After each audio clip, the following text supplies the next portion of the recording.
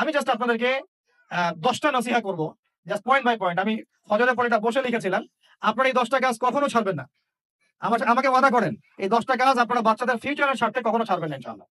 তো আমার 10টা নসিহত হচ্ছে, ১, যে আমাদের বাচ্চাদেরকে ওদের লক্ষ্যটাকে স্থির করাবেন। ওদের জীবনের লক্ষ্যটাকে ১ নাম্বার। ওদের জীবনের লক্ষ্য হবে জান্নাত। এবং আমাদের বরেণ্য যে মানে সিংহ পুরুষরা আছেন উম্মার, ওদেরকে চিনাই দিবেন। ওদের মতো ওদেরকে হতে বলবেন। তোমাকে হামজার মতো হতে হবে, তোমাকে খালিদের মতো হতে হবে, তোমাকে ওমর ইবনে খাত্তাবের মতো হতে হবে, তোমাকে আলী ইবনে আবি তালেবের মতো হতে হবে, তোমাকে মারিয়াম আলাইহিস সালামের মতো হতে হবে, তোমাকে আয়েশার মতো হতে হবে। এই চেতনাগুলো ছোটবেলা থেকে ওর মধ্যে ইনস্টল করে। ও সামনে একটা রোল মডেল দেখবে যে আমাকে এরকম হতে হবে। এইসব ক্যাটরিনা ম্যাটরিনা সব ফেলান, এগুলা পরিমণি টরিমণি সব ফেলান, এগুলা বাদ দেন। যা চলতেছে যে সাকিব টাকিব সব বন্ধ করেন। এসবে কোনো ফিউচার নাই। এসব ফিউচার হয়তো দুনিয়াতে কিছু দিতে পারে, কিন্তু পরকালে আল্লাহ পাকের আযাব গজব থেকে বাঁচার কোনো অপশন নাই। ২ নাম্বার, সন্তানকে ২ নাম্বার, সন্তানকে নিজের মনে করবেন না। সন্তানকে মনে করবেন এটা